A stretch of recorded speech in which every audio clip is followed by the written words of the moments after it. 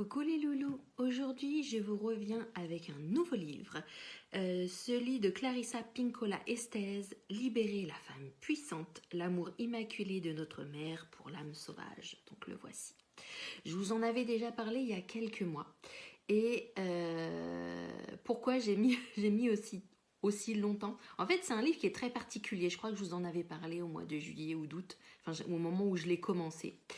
Et c'est pas un livre qu'on peut lire d'une seule traite. Ou alors, enfin, les personnes qui arrivent à lire ce genre de bouquin-là de cette façon-là, tant mieux pour eux. Parce que ce bouquin, il est extrêmement beau, mais il est aussi extrêmement dense. Et il est très puissant par les messages en fait qu'il y a dedans. Ce livre, en quelque sorte, c'est une ode à la Vierge Marie, mais aussi à toutes les Maries de toutes les religions et de toutes les traditions.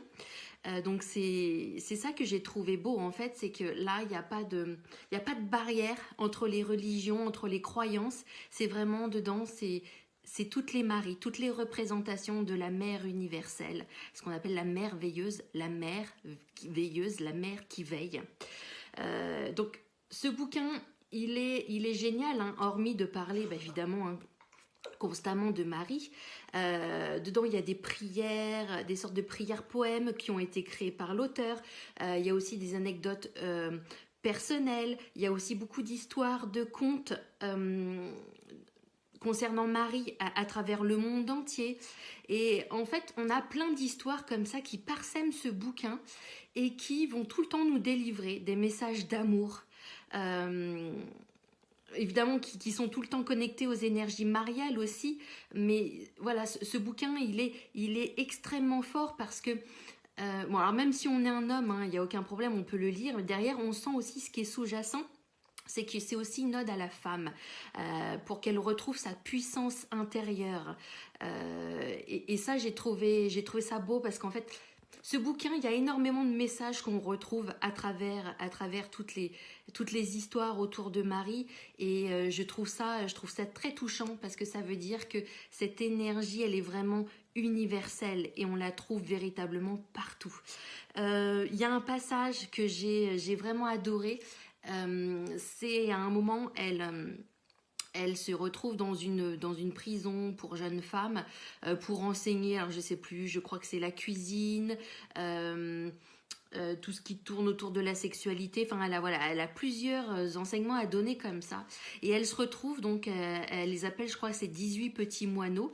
Ce sont 18 jeunes femmes qui, pour la plupart d'entre elles, sont arrivées là parce qu'elles venaient soit de quartiers défavorisés ou soit elles ont eu une vie très difficile. Enfin, voilà, dans un certain contexte.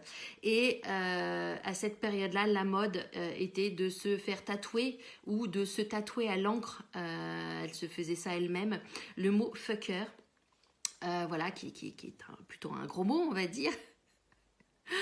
Et ce qui est génialissime, c'est que pour pouvoir rentrer en communication avec ces jeunes filles, et en utilisant toujours en fait l'image de la mère de Marie, elle va leur montrer que derrière chaque lettre du mot Fokker, en fait il y a le mot mother, le mot mère.